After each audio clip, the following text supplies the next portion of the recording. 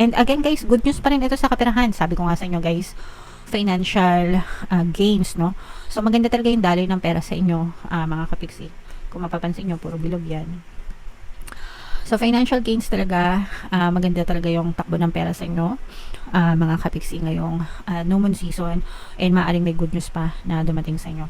Pwedeng may magpadala ng pera from abroad, pwedeng may magpadala ng tulong, pwedeng may magbigay ng ayuda.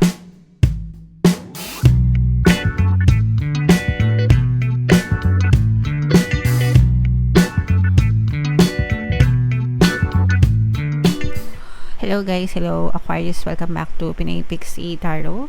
Ang pamagandang episode natin for tonight is New Moon Kapalaran para ngayong September to October para sa Aquarius, Sun, Moon, Rising, Sign, and Venus. Yung ating New Moon ngayong September guys ay sa September 3, tapos yung next na New Moon naman ay sa October 3 mga kapiksi. So ang reading na to ay para sa period na yan, guys. So unahin natin tong new moon message para sa inyo. We have the mutable moon mga kapiksig nating is yet set in stone. So ibig sabihin hindi pa katapusan ng lahat, hindi pa fixed ang lahat sa buhay natin mga kapiksi. Lahat pwedeng magbago. Maaari pa magkaroon ng maraming changes or maraming pagbabago sa buhay nyo. Depende yun kung magbabago kayo. Okay? Because yung buhay natin nakadepende palagi sa inyo. What you perceive to be true is always being pushed out in your reality. Kung ano yung pinaniniwalaan mong totoo, yun yung palaging napupush out sa iyong physical reality mga kapiksi. And kapag nagbago ka ng pananaw, mababago din yung napupush out sa physical reality mo. So, kaya sinasabing nothing is yet set in stone. Hindi pa yan katapusan, hindi pa yan yung last na final stop ng buhay mo. Pwede pang magbago. So, as long as you can change, as long as you change your perception, your belief, mga kapiksi, your life can change as well. Okay? Attune to the moon guys. I know that the best will unfold for me. Grabe, sobrang ganda. Comment nyo yan guys sa comment section. I know that the best will unfold for me. Alam ko na yung best ang mangyayari sa akin. Okay? So, i-claim nyo na yan guys. I-claim nyo na yung the best para sa inyo. Ano yung mga willing nyong gawin? Ano yung mga willing nyong baguhin sa buhay nyo para magkaroon sa sarili nyo pala?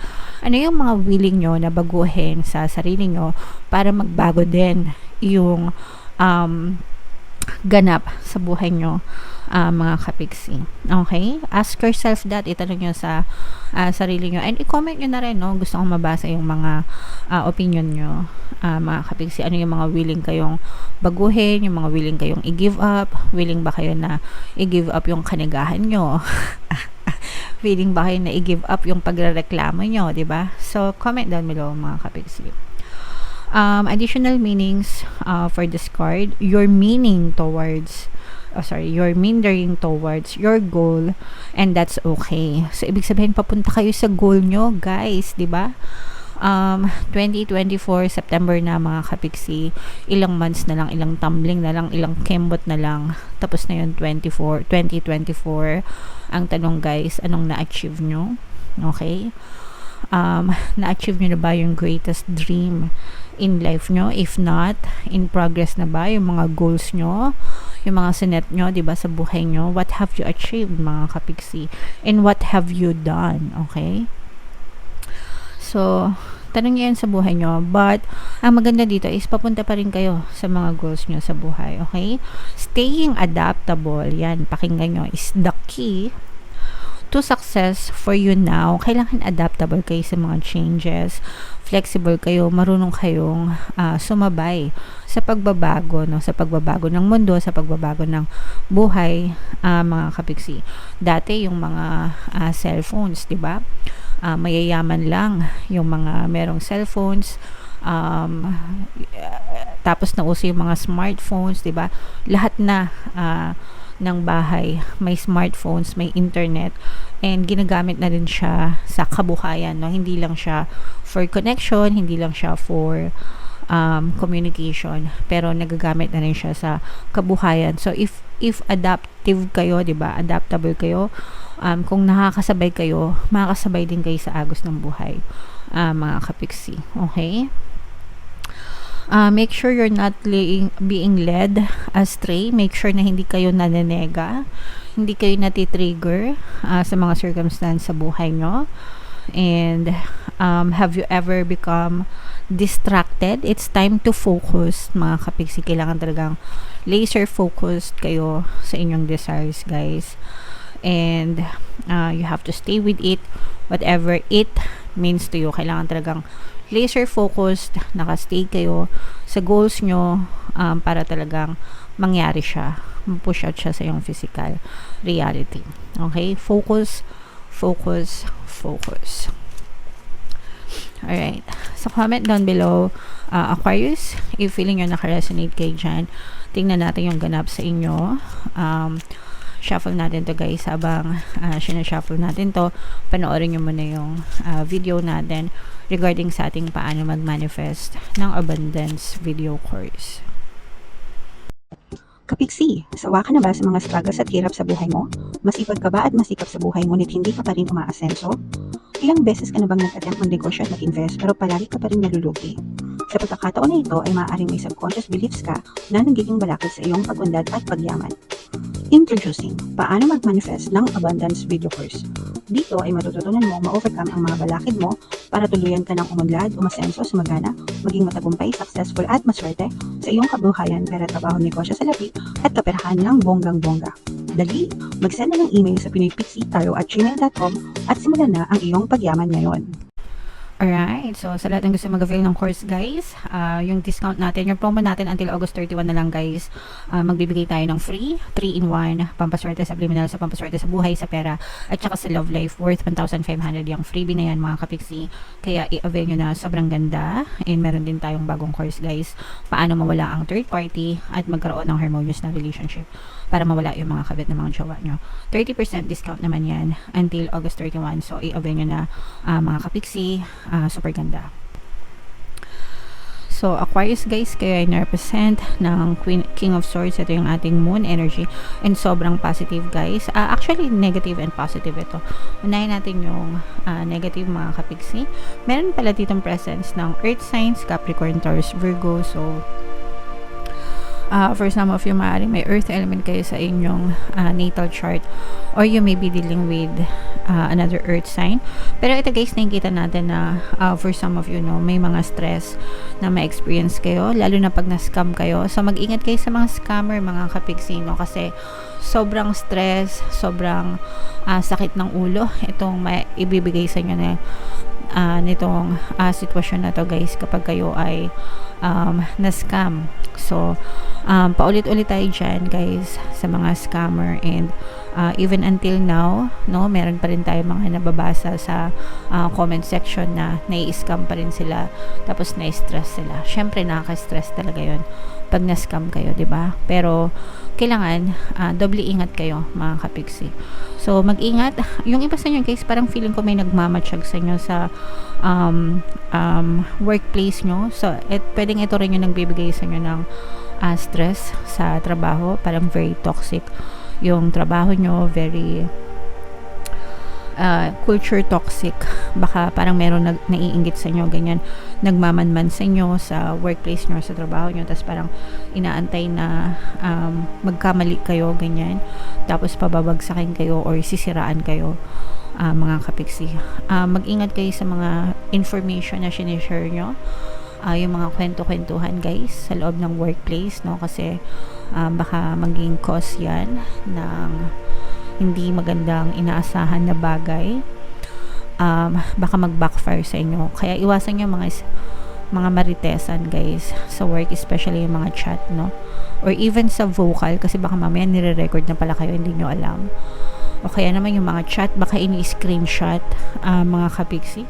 So it's better to keep your mouth shut, guys, pagdating sa trabaho. Okay? On the good side naman, guys, ito may mga opportunities na dadating kayo. Itong opportunities na to, matagal nyo na tong inaantay, guys. And right now, dadating na siya sa inyo. mga kapiksi. And magkakaroon kayo ng financial gains dahil dito sa mga opportunities na to. So, ibig sabihin, magdadala ito ng more money, more opportunity para kumita ka ng money, kumita ka ng extra, mga kapiksi. And okay lang yan sa panahon ngayon. Hindi na uso yung isang trabaho lang or nagre-rely lang sa fixed job, no? Sometimes, multiple jobs o kaya naman may trabaho tapos may mga side hustles para kumita ng pera. So, okay lang yan mga kapiksi. Ang importante is masaya kayo and you have some sort of freedom. Parang ito yung nakikita ko sa inyo na ini-enjoy nyo yung freedom nyo. Yung iba sa inyo parang nag-freelancing kayo or gusto nyo mag-freelancing mga kapiksi kasi parang mas ini-enjoy nyo yung flexibility, yung freedom to choose ng mga clients, ganyan.